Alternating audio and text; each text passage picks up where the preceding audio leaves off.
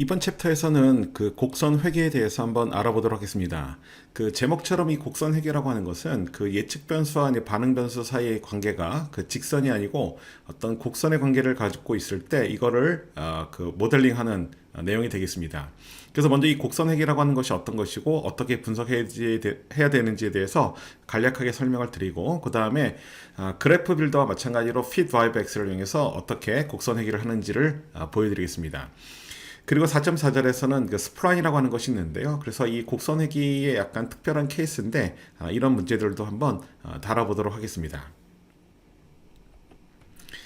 자, 이 곡선 회기는 영어로 커빌리니어 리그레션 이렇게 이제 부릅니다. 그런데 이 커빌리니어라는 그런 표현은 사실 조금 여러분들이 이 용어를 이해하기 쉽도록 하기 위해서 이 곡선 회기 이렇게 제가 썼는데 사실은 이 곡선 회기라는 표현보다는 그 더 많이 쓰는 표현이 뭐냐면 두 번째 줄에 보시면 이제 다항 회기라고 하는 것이 있습니다. 그래서 폴리노미얼 리그레션이라고 하는 그 표현이 조금 더 보편적으로 많이 그 사용되는 표현인데 사실은 폴리노미얼이라는 표현을 처음 들었을 때는 이게 곡선을 의미하는 것인지를 잘 모르는 분들이 많아서 제가 그냥 타이틀을 곡선 회기 그리고 커빌리니어 리그레션 이렇게 표현을 했는데 물론 그 교과서에서 이렇게 커빌리니어라는 표현을 쓰기도 합니다. 그런데 좀 더 보편적으로 많이 쓰는 것은 커빌리니어라는 표현보다는 폴리노미얼이라는 표현을 좀 더 많이 쓰기 때문에 그래서 우리말로는 다항회기 이렇게 번역을 하는데요. 그래서 이 용어를 조금 기억을 해줬으면 좋겠습니다. 그래서 기본적으로 곡선회기는 그 반응 변수와 예측 변수 사이에 직선의 관계가 아닌 곡선의 관계를 갖는 그런 회기 모형이 되겠습니다. 자, 그러면 이 그 곡선 회기를 할 때 한 가지 주의를 할 것이 하나 있는데요. 뭐냐면 이 곡선 회기에서 우리가 모델을 2차식으로 만들 수도 있고 뭐 3차식, 4차식, 5차식 이렇게 차수를 높여가면서 모델을 만들 수 있는데 이렇게 차수를 높이게 되면 결정계수가 계속 커지게 됩니다. 자, 그런데 앞에서 우리가 공부를 할 때 결정계수가 큰 거는 좋긴 한데 무조건 값이 크다고 해서 좋은 것은 아니다. 이런 얘기를 했었죠. 그렇죠? 그래서 되도록이면 그 이 곡선 회기를 할 때는 그 모형의 차수를 되도록이면 낮춰서 분석을 하는 것이 좋습니다. 왜냐하면 차수를 높이게 되면 현재 있는 데이터에 대해서는 마치 잘 맞는 것처럼 보이지만 추가로 얻는 데이터에 대해서는 오히려 잘 맞지 않을 수가 있게 됩니다. 그런 것이 바로 오버피팅, 과잉 적합이 되는데요. 이런 오버피팅의 문제를 이제 피하기 위해서는 되도록이면 차수를 낮게 해서 모델을 만들겠습니다. 그래서 이렇게 차수를 낮게 한다고 하는 것은 그 항들 앞에 붙는 그 베타라고 하는 개수의 숫자가 줄어드는 건데요. 바로 이 베타를 우리가 흔히 모수라고 했죠. 그래서 모델을 단순하게 만드는 것은 그 모수의 수가 줄어드는 걸 의미하는데 보통 이렇게 하는 것을 모수 절약의 법칙이다 이렇게 부릅니다. 그래서 모델을 만들 때는 모수 절약의 법칙을 잘 기억해서 되도록이면 간단하게 모델을 만들자라는 얘기입니다. 자, 그리고 또 한 가지는 우리가 이 모델을 만든 다음에 예측을 하게 되는데요. 이 예측을 할 때는 우리가 우리가 갖고 있는 데이터, 즉 예측 변수의 그 입력값 범위 안에서 예측을 하는 그 인터폴레이션이라고 하는 것이 있고 그 범위 밖에서 예측하는 그 엑스트라폴레이션이 있을 수 있는데요. 그 이런 곡선 회계를 할 때 그 인터폴레이션 하는 것은 크게 문제가 없지만 엑스트라폴레이션에서는 문제가 생길 수가 있게 됩니다. 그래서 되도록이면 이런 그 곡선 회계에서는 그 엑스플로레이션은 조금 조심을 하면서 그 사용을 하셔야 됩니다. 이 관련된 예제는 뒤에서 한번 제가 소개를 해드리도록 하겠습니다. 자, 또 한 가지는 그 곡선 회계라고 하는 것은 1차 또는 2차 또는 3차항 같은 이런 항들을 이제 모형에 넣어서 그 회계식을 만드는 것인데요. 이렇게 되면 이런 그 1차항과 2차항 사이에 또는 2차항과 3차항 사이에 다중공수성의 문제가 발생할 가능성이 아주 높게 됩니다. 그래서 이런 문제를 해결하는 하나의 방법으로 그 센터링이라고 하는 걸 이용해 가지고 분석할 수 있습니다. 자, 그러면 사례를 통해서 한번 이 곡선 회계를 한번 학습해 보도록 하겠습니다. 이번에 분석할 예제는 그 윈드 타워라고 하는 그 사진에 있는 이런 윈드 타워에서 그 부는 바람의 세기와 나오는 전기 사이에 그 전기량 사이에 어떤 관계가 있는지를 알아보고 이걸 회계식으로 만드는 방법에 대해서 한번 알아보겠습니다. 그 여러분들한테 제공한 그 windmill.jmp라고 하는 그 샘플 데이터를 가지고 분석을 해보도록 하겠습니다. 자, 윈드밀이라는 데이터를 열면 그 두 개의 컬럼에 데이터가 들어있습니다. 첫 번째 열에는 DC라고 하는 것이 있고 두 번째 열에는 윈드가 있는데요. DC는 그 생산돼서 나오는 전기의 양이 되겠고 윈드는 부는 바람의 세기가 되겠습니다. 자, 그래서 윈드가 예측 변수가 되겠고 DC는 반응 변수가 될 텐데요. 자, 이걸 가지고 한번 그래프 빌더를 이용해서 분석을 한번 해보도록 하겠습니다. 자, 그래프 빌더를 툴바에서 선택을 하게 되면 이런 대화 상자가 보여지고 여기 있는 DC를 끌어다가 자, Y축에 집어넣습니다. 자, 그리고 윈드를 끌어다가 X축에 집어넣으면 자, 이렇게 산점도가 그려지는데요. 여기는 이 스무더라고 하는 이 라인은 사실 필요가 없기 때문에 자, 위쪽에 있는 이 스무더라고 하는 그래프 그 엘리멘트 아이콘에서 이걸 해제합니다. 자, 그러면 그 산점도가 제대로 보이는데요. 지금 이 그 산점도 형태는 그 윈드하고 DC 사이에 직선 같은 이제 곡선의 모습을 이제 보이고 있습니다. 자, 그럼 먼저 이 관계를 우리가 그 피팅을 하기 위해서는 위에 있는 그 그래프 엘리멘트의 세 번째 아이콘을 누르시면 이렇게 라인 오브 핏이라고 하는 것이 적용이 됩니다. 그래서 라인 오브 핏을 적용시켰더니 먼저 이렇게 직선의 형태로 회기선이 만들어지는데요. 자, 이때 이 좌측 하단에 있는 라인 오브 핏 쪽에 있는 여기 그 아웃라인을 보시면 여기 그 R 스퀘어가 있고 이퀘이전이라는 것이 있습니다. 그래서 이 두 개를 선택을 하면 이렇게 그래프 상단에 그 회계식과 더불어서 결정계수가 출력이 되는데요. 1차식으로 이제 적합을 시켰을 때도 결정계수 값이 0.874면 꽤 괜찮은 것 같습니다. 그래서 뭐 어떤 사람은 결정계수가 87.4%니까 뭐 이 정도로 해도 괜찮지 않느냐라고 주장은 한 사람이 있을 수 있습니다. 자, 그런데 그 관계가 직선보다는 곡선에 좀 더 가까우니까 얘를 2차 곡선으로 한번 적합을 시켜 보도록 하겠습니다. 그 2차 곡선으로 적합을 시키기 위해서는 이제 좌측에 하단에 있는 여기 그 라인 핏 쪽에 그 디그리를 보시면 현재 이 콤보 상자 쪽에 있는 값이 리니어인데요. 요거를 그 쿼드레틱으로 바꿔주게 되면 이렇게 2차 곡선으로 피팅이 됩니다. 자, 그럼 이쪽에는 회계식이 나오고 결정계수가 같이 출력되어 있는데 그 결정계수가 96.8%로 나옵니다. 결정계수가 96.8%면 아까보다 한 10% 정도 향상이 된 것을 알 수 있죠. 그래서 지금 여기 나온 결과로 본다면 직선보다는 이제 곡선으로 적합을 시키는 것이 좀 더 맞지 않느냐라는 판단이 드는데요. 자, 우리가 2차로 피팅을 한 것뿐만 아니라 3차 곡선으로도 적합을 시킬 수 있으니까 좌측에 있는 디그리에 가서 쿼드레틱을 제가 큐빅으로 한번 바꿔보겠습니다. 자, 그러면 아까보다 그 결정계수의 값이 뭐 조금이긴 하지만 증가를 한 걸 알 수 있는데요. 자, 그럼 이런 경우에 그 직선, 그리고 2차 곡선, 3차 곡선 이 세 가지 중에서 어떤 걸로 해야 되느냐에 문제가 생기는데요.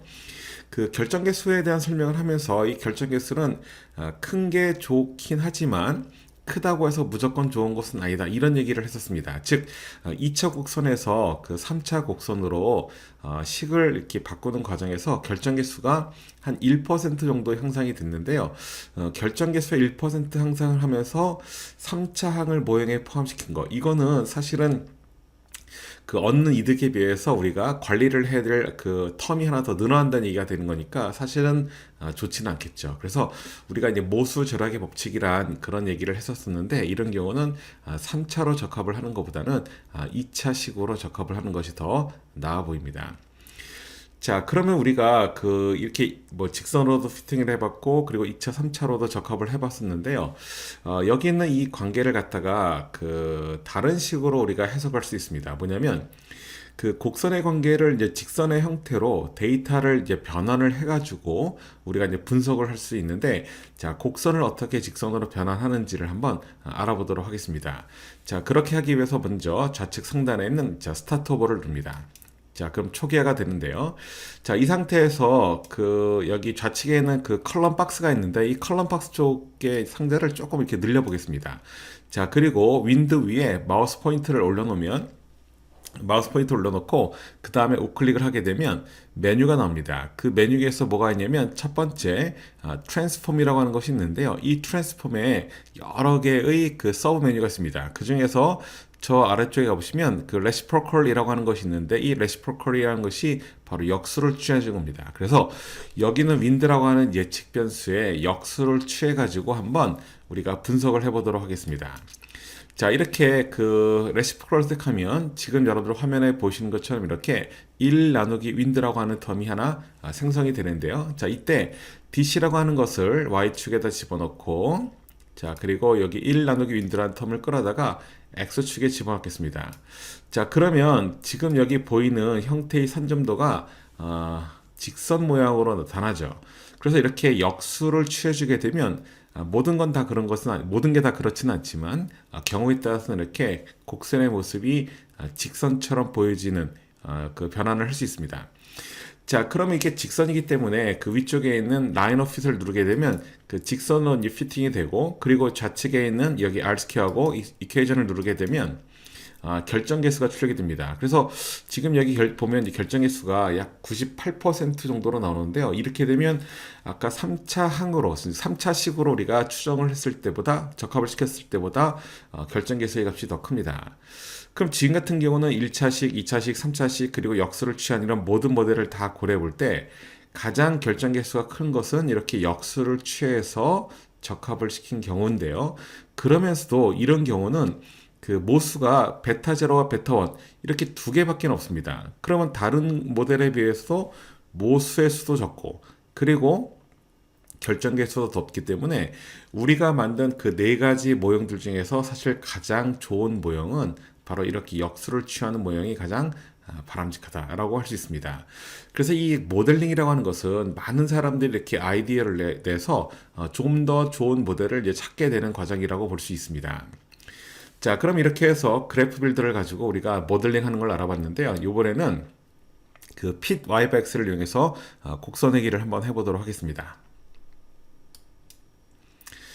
자, 사용할 데이터는 여전히 똑같이 윈드밀을 이용할 텐데, 자, 위에는 fit yx를 선택합니다. 자, 그리고 여기 dc를 y 리스판스에 집어넣고, 저 윈드를 x 팩터 자리에 집어넣습니다. 자, 그리고 OK를 누르시면 제일 먼저 이렇게 산점도가 그려집니다. 자, 그 다음에 우리가 해야 될 일을 얘를 갖다가 이제 곡선으로 적합을 시켜야 되는데, 이제 곡선으로 적합을 시키는 것은 여기 바이벨의 핏 쪽에 있는 빨간 삼각형을 누르시면 메뉴들 중에서 보시면 여기 fit polynomial이라고 하는 것이 있습니다. 제가 여러분들한테 이 곡선 회기를 커빌리니어라는 표현을 쓰기도 하지만 이 곡선 회기와 같은 표현이 바로 다항 회기다. 그래서 다항 회기를 폴리노미얼 리그레션이다 이렇게 얘기를 한다고 했는데, 점프에서는 이제 커빌리니어라는 표현을 쓰지 않고 이렇게 폴리노미얼이라는 표현을 쓰고 있는 겁니다. 그래서 이 핏 폴리노미얼 쪽에 보시면 여기 2차부터 6차까지 쭉 있는데, 자, 여기는 2차에 있는 쿼드레틱을 선택해 보겠습니다. 자, 이렇게 쿼드레틱을 선택하면 지금 산전도 상에서 2차식의 곡선이 그려져 있고, 그 아래쪽에 회기식이 표시가 되어 있습니다. 그리고 요 서머리 오브 핏 쪽에 결정 개수가 나와 있고, 요 아래쪽 파라메타 에스티메이트 쪽에, 그리고 파라메타 에스티메이트 쪽에 상수항과 그리고 1차식, 그리고 1차항, 그리고 이 제곱항에 대한 핏값이 출력되어 있습니다. 자, 그러면 우리가 아까 그 그래프 빌더에서 했던 것이 뭐냐면, 이제 3차식으로 뭐 피팅하는 것은 그렇게 큰 의미가 없으니까 여기서 우리가 이제 뭘 해보냐면 역수를 취하는 모델을 한번 만들어 보도록 하겠습니다. 자, 역수를 취하는 모델은 어떻게 만드냐면, 자, 바이베리 핏 쪽에는 그 빨간 삼각형을 누르시면 역시 메뉴가 나오는데요. 이 메뉴 중에서 여기 보시면 fit special이라고 하는 것이 있습니다. 자, 그래서 이 fit special을 이렇게 누르게 되면 이런 대화상자가 보여지는데, 이 대화상자는 좌측에 y transformation이라는 표현이 있고 오른쪽에 x transformation이라는 표현이 있습니다. 즉 y 값과 그 x 값에 대해서 변환을 해주는 것인데요. 아까 같은 경우는 우리가 그 wind라고 하는 거에 대해서 역수를 취하는 변환을 했죠. 그래서 이렇게 예측 변수에 대한 변환을 할 때는 그 오른쪽에 있는 x 트랜스포메이션을 보시면 되는데, 그 중에 하나가 뭐냐면 이렇게 reciprocal이라고 하는 것이 있습니다. 역수를 취하는 거라고 1 나누기 x 이렇게 표시가 되어 있죠. 자, 여기에 체크를 합니다. 자, 이렇게 체크를 하고, 자, OK를 누르겠습니다. 자, OK를 누르게 되면 지금 여러분들 화면에 그 보시는 것처럼 요 아래쪽에 이렇게 쭉 밑으로 들어오면 transformed fit to reciprocal 해가지고 역수를 취한 형태의 회기식이 출력되어 있습니다. 자, 그래서 지금 fit yx를 이용해 가지고도 이렇게 제곱을 취한 형태의 식을 만드는 것, 그리고 역수를 취하는 형태의 식을 만드는 것도 알아봤는데, 자, 여기서 한 가지 여러분들한테 제가 설명할 것이 있습니다. 어떤 걸 설명하냐면, 자, 저 위로 한번 올라와 보겠습니다. 이 위에 그 우리가 아까 2차식으로 모형을 그 적합시킨 그 회계식이 나오는데요. 이 회계식하고 우리가 그래프 빌더를 가지고 적합시켰을 때의 회계식하고 비교를 한번 해보겠습니다. 자, 그러면 먼저 이걸 왼쪽으로 이렇게 치워놓고 자, 그래프 빌더를 이용해서 다시 한번 2차식을 만들어 보도록 하겠습니다.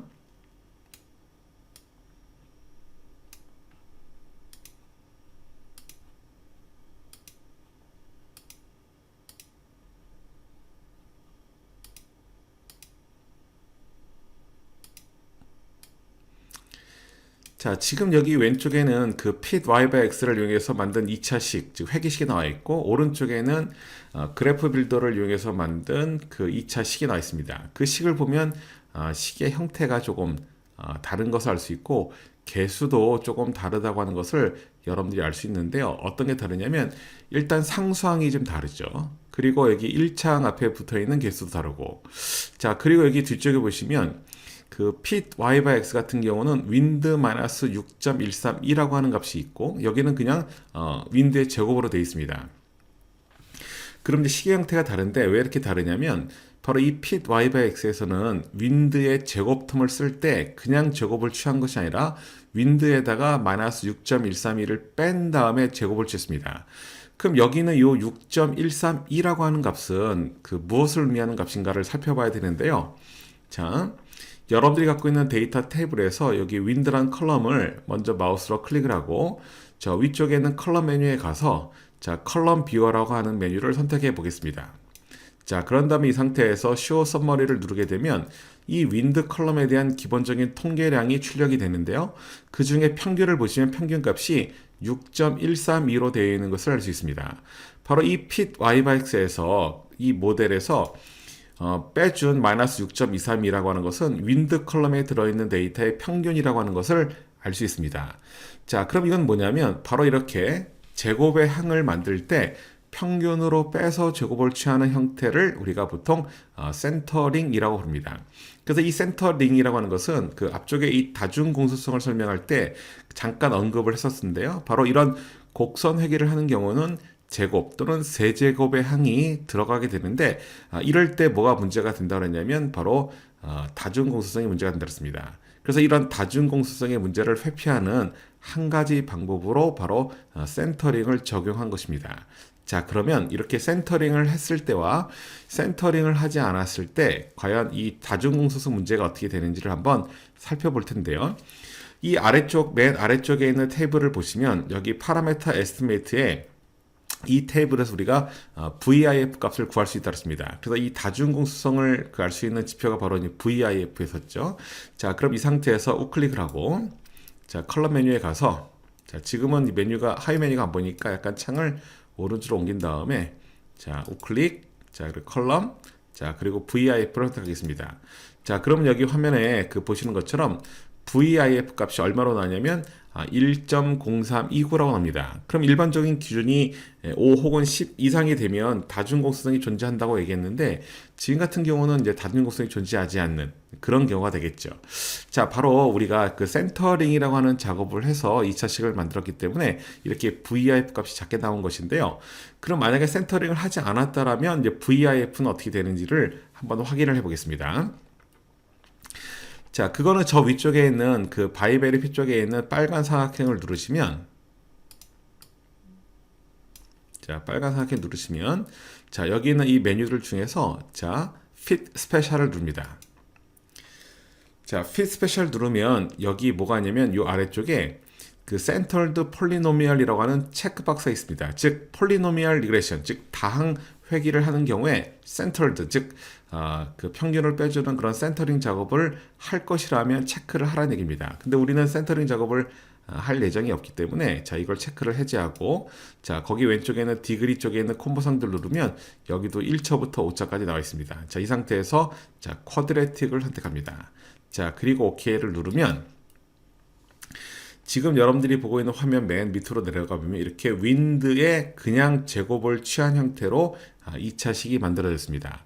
자, 그럼 여기 있는 이 2차식 같은 경우는 다중공수성 문제가 어떻게 되는지를 알아보기 위해서 맨 아래쪽에 있는 파라메터 에스티메이트 테이블에 가서 자, 우클릭을 하겠습니다. 자, 우클릭을 하고 컬럼 메뉴에 있는 자, VIF를 선택합니다. 자, 그러면 지금 보신 것처럼 VIF 값이 출력이 됐는데요. 이 출력되는 VIF를 보니까 38.49 이렇게 납니다. 그러면 이 값은 5나 10을 기준으로 하더라도 값이 훨씬 더 큽니다. 즉 다중공성이 존재한다는 얘기가 되겠죠. 자, 그래서 지금 여러분들이 본 것처럼 그 점프 내에서 이런 곡선 회귀를 할 때 2차식 또는 3차식의 형태의 식을 만들 때 점프는 이런 그 다중공성의 문제가 발생할 것을 이미 알고 있기 때문에 이렇게 센터링을 해가지고 제곱 혹은 세제곱항을 만들어 준다. 네, 그런 얘기가 되겠습니다. 자, 이렇게 해서 우리가 그래프 빌더하고 그리고 우리가 그 pdrivex에서 그 곡선 회귀를 하는 방법을 여러분들하고 알아봤는데요. 자, 다음은 이 곡선 회귀에 약간 그 특별한 케이스가 되는 그 스프라인에 대해서 잠깐 설명을 좀 드리도록 하겠습니다.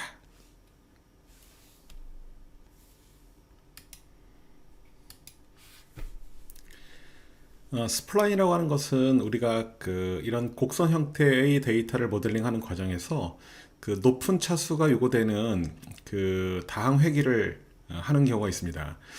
그런데 이런 그 높은 차수의 그 다항 회귀 모델을 가지고 그 적합을 시켰을 때 실제로 보면은 적합이 잘 안 되는 문제가 있습니다.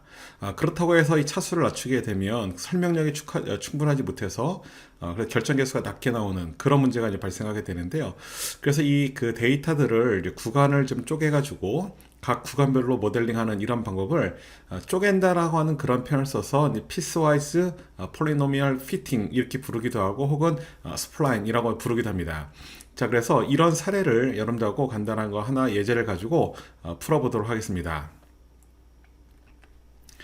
자, 다음 그 사례는 어느 전자회사에서 정기적으로 부품을 해외로부터 수입을 하고 있었습니다. 자, 그런데 물류 절약 비용을 절감하기 위해서 수입되어 오는 부품의 양이 250톤 이하인 경우에는 그 항구에 가까운 그 A 창고로 보내고 만약에 그 이상인 경우에는 대량 처리가 가능한 항구에서 조금 떨어진 B라는 창고로 보냈습니다.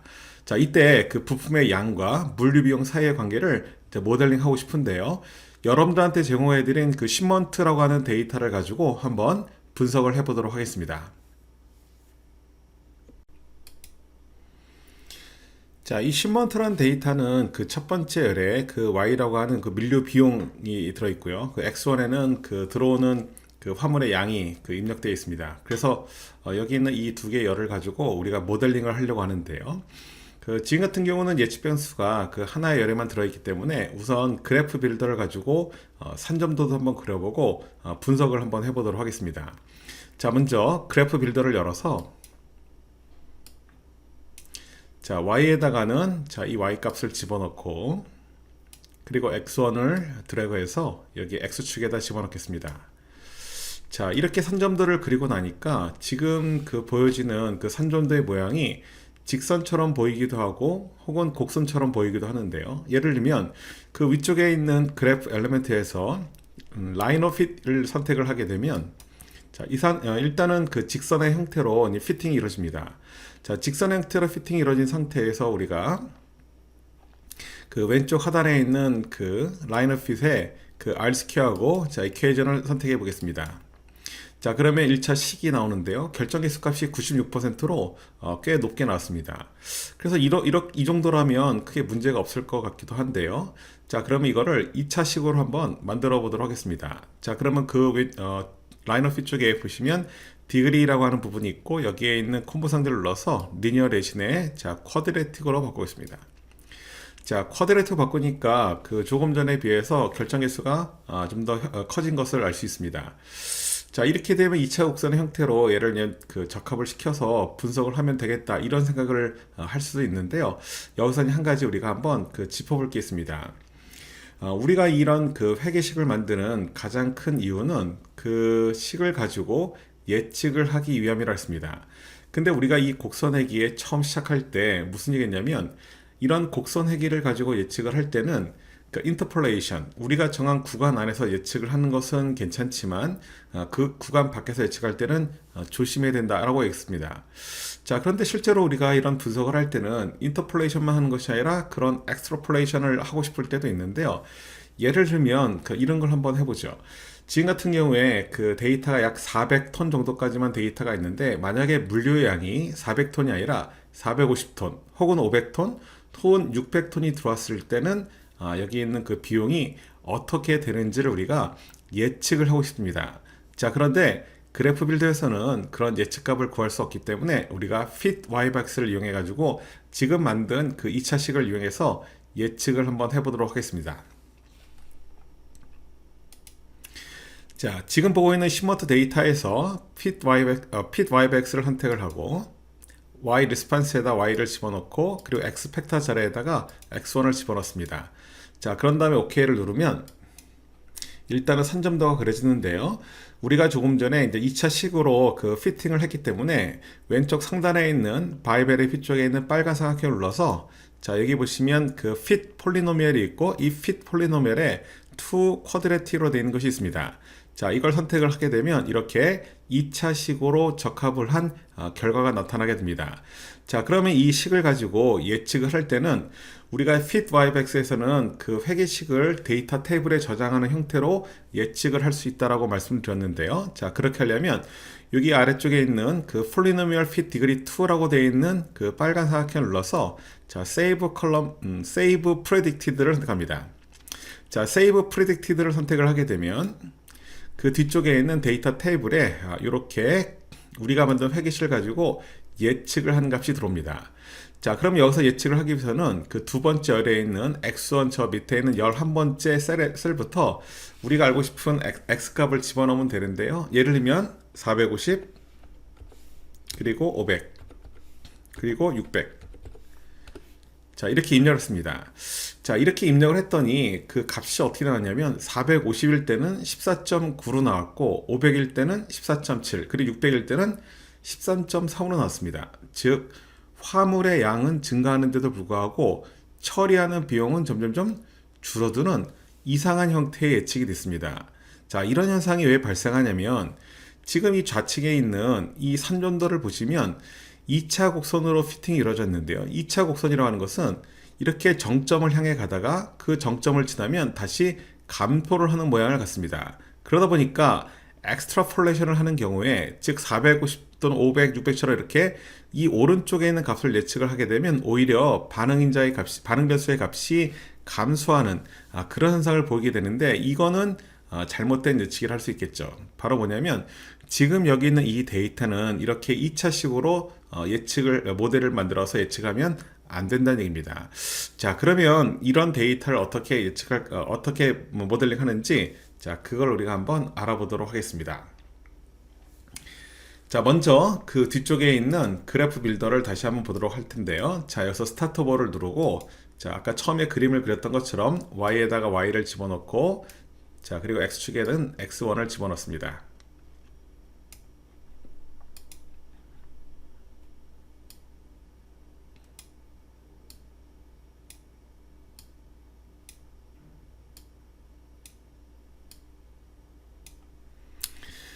자, 그러면 이제 지금 같은 경우에 이 그 찍힌 점들을 잘 보면 그 2차 곡선의 형태의 모양처럼 보이기도 하지만 사실은 이 그림을 잘 보면 그림의 형태가 어떻게 지금 보이고 있냐면 뭔가 이렇게 직선의 형태로 쭉 가다가 이 시점에서 다시 직선의 형태로 꺾어지는 형태의 모습을 보이고 있습니다. 자, 이거는 뭘 의미하는 거냐면 우리가 아까 그 교재에서 설명을 할 때 250톤 이하일 때는 그 항구에서 가까운 A 창고에서 처리를 하고 250톤을 넘어서는 경우에는 항구에서 좀 떨어져 있지만 상대적으로 비용이 좀 저렴한 B라는 창고에서 처리를 한다고 했습니다. 그러면 이 두 개의 직선에 대한 기울기라고 하는 것은 바로 처리 단가를 얘기하는데요. 그래서 이 A 창고는 처리 단가가 비싸기 때문에 기울기가 심하고 그리고 이제 B 창고는 상대적으로 단가가 싸기 때문에 직선의 기울기가 조금 작습니다. 자, 그러면 이걸 고려해서 우리가 두 개의 직선을 연결한 형태의 회계식을 만들어야 되는데요. 자, 이런 걸 만드는 것을 우리가 피스와이즈 폴리노미얼이라고 부릅니다. 자, 그럼 이 피스와이즈 폴리노미얼을 어떻게 하는지를 한번 알아보기 위해서 교재를 잠깐 보도록 하겠습니다.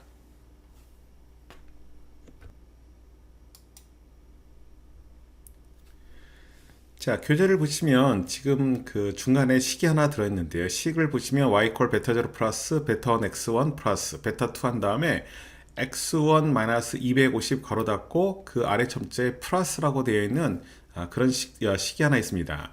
자, 그럼 이 식에서 이 그 우측에 있는 x1-250을 한 그 괄호 밖에 플러스라고 하는 기호가 있는데요. 자, 이 식이 어떤 식인지를 그 아래쪽에 설명을 하고 있습니다. 자, x1-250 플러스라고 하는 이 식은 x1의 값이 250 이하인 경우에는 그 괄호 안에 있는 값을 0으로 처리하고, 만약 x1에 있는 값이 250보다 큰 경우는 양수가 될 텐데, 그때는 그 괄호 안에 있는 식을 계산한 값을 집어넣는다, 그런 뜻입니다. 자, 이렇게 되면 만약에 x1의 값이 250보다 작을 때는 우측편에 있는 부분, 즉 지금 이 식에서 우측 부분에 있는 식이라고 하는 것은 바로 이 부분을 얘기하는데요. 이 부분이 그 0이 됩니다. 이 부분이 0이 되기 때문에 이 앞쪽에 있는 이 식만 남게 됩니다. 바로 이 식이 이 앞부분에 있는, 지금 이 앞부분에 있는 형태의 직선의 식을 의미하는 겁니다. 자, 그런데 이제 만약에 x1의 값이 250보다 큰 경우에는 지금 여기 있는 식에 이 뒤쪽에 있는 부분이 같이 결합이 되어서 여기 있는 베타1과 베타2가 사실은 결합이 되어서 기울기가 달라지게 됩니다. 그리고 물론 y절편도 값이 달라지겠죠. 그래서 그 결합된 것이 바로 이 우측에 있는, 이쪽에 있는 직선의 식을 나타내는 것이 됩니다. 자, 그런데 문제는 이 식의 형태로 우리가 모델을 만들기 위해서는 한 가지 해줘야 될 일이 있는데요. 바로 뭐냐면 이 뒤쪽에 있는 베타2 괄호 열고 x1-250 플러스에 해당하는 이 형태를 우리가 데이터 테이블에다가 넣어줘야 됩니다. 자, 그러면 이걸 어떻게 데이터 테이블에 넣는지를 여러분들한테 알려드리고, 자, 모델링 하는 방법까지 같이 한번 알아보도록 하겠습니다.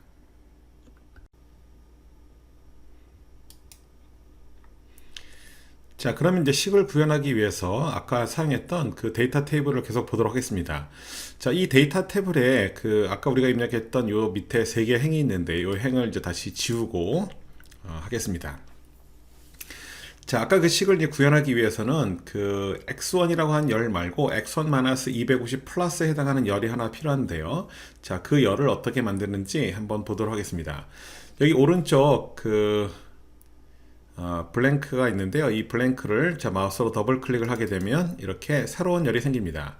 그 새로운 열의 이름을 우리가 편의상 x1-250 그리고 플러스라고 하겠습니다.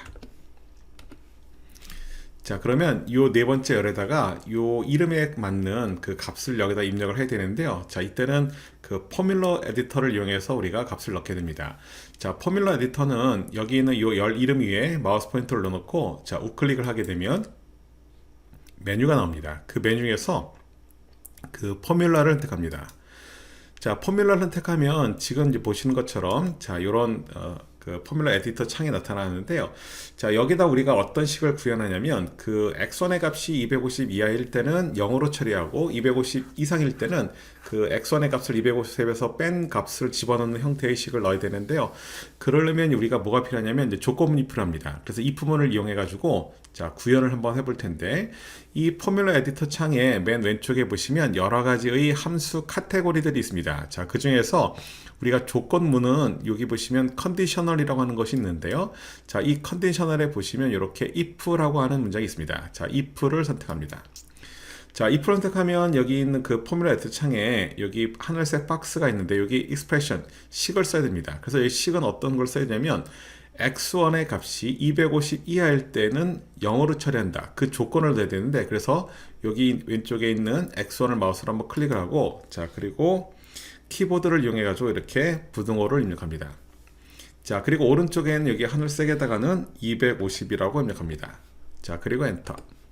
자, 그럼 x1의 값이 250 이하일 때는, 자, 오른쪽에 보시면 then cross라고 하는 것이 있는데요. 여기다가는 제로를 대입합니다.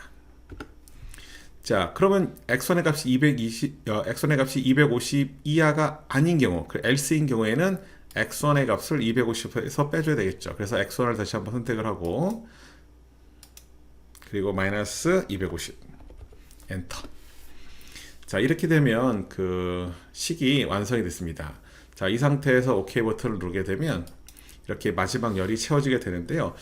여기 있는 이 열을 잘 보시면 지금 같은 경우에 여기 첫 번째 같은 경우는 x1의 값이 225니까 250보다 작죠. 250보다 작기 때문에 0이 입력이 되었고, 두 번째 같은 경우는 x1의 행이 350이기 때문에 250보다 크죠.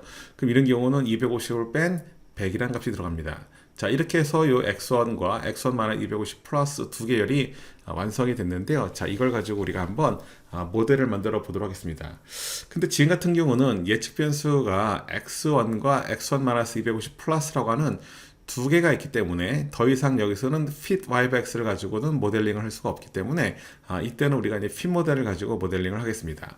자, 그래서 위에 있는 fit 모델을 선택을 하고, 자, y쪽에는 반응 변수인 y를 집어넣습니다. 자, 그리고 오른쪽 하단에는 모델 박스에다가는 여기 있는 이 x1과 이 아래쪽에는 x1-250 플러스를 두 개를 선택한 후에 자, add 버튼을 누르시면 됩니다.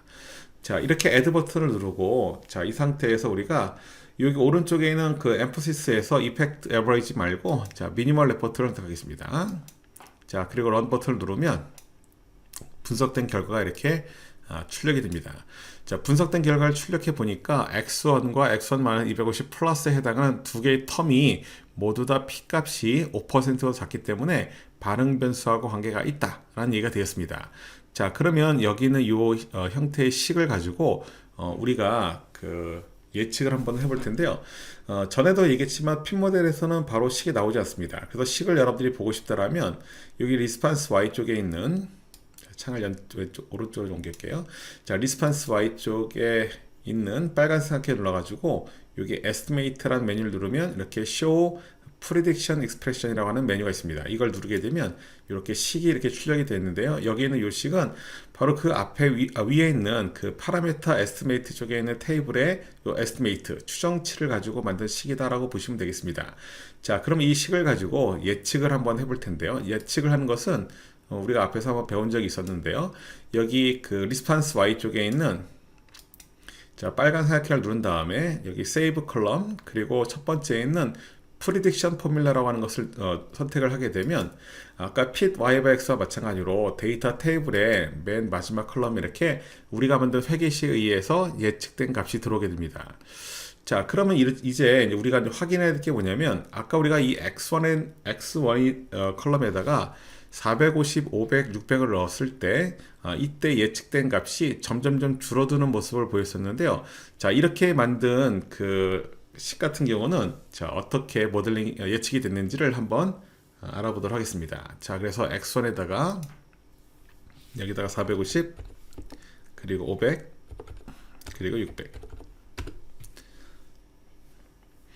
자, 그래서 보시면 여기 오른쪽에는 그 predict formula y 쪽에 있는 값을 보니까 450일 때 15.56, 500일 때 16.25, 600일 때 17.6 값이 점점점 커지는 것을 여러분들이 볼 수 있습니다.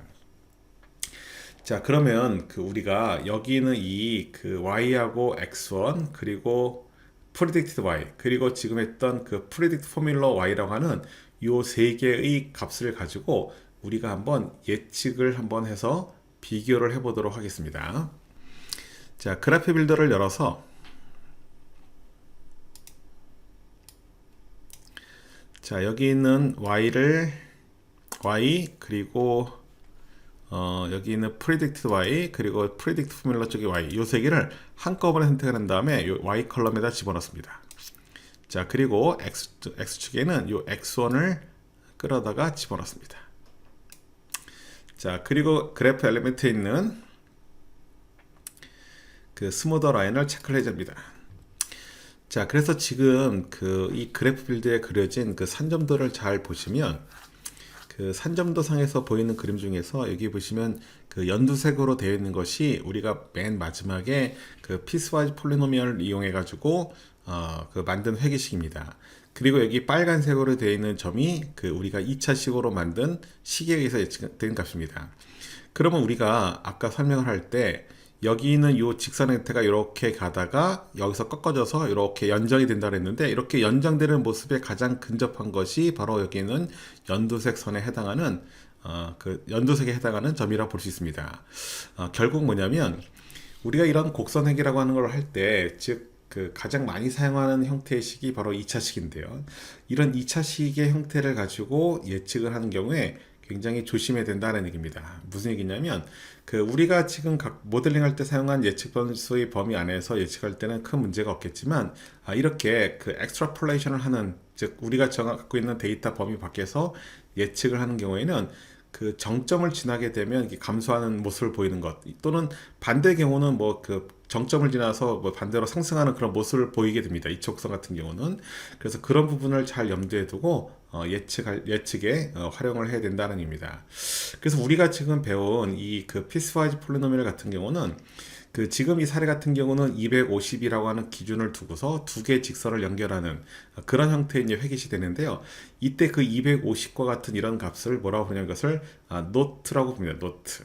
그래서 노트라고 하는 것은 우리가 그 번역을 하게 되면 매듭이라고 할 수 있는데요. 그래서 250과 같은 것을 노트 포인트 이렇게 이제 부르는데, 이런 노트 포인트 같은 경우는 그 바로 이런 모델링 할 때 데이터를 어떻게 쪼개서 그 모델할 것인가, 그 구간을 나누는 그 지점이라고 할 수 있습니다. 그래서 이런 노트 포인트를 잘 잡아가지고 모델링을 하시면 되겠습니다.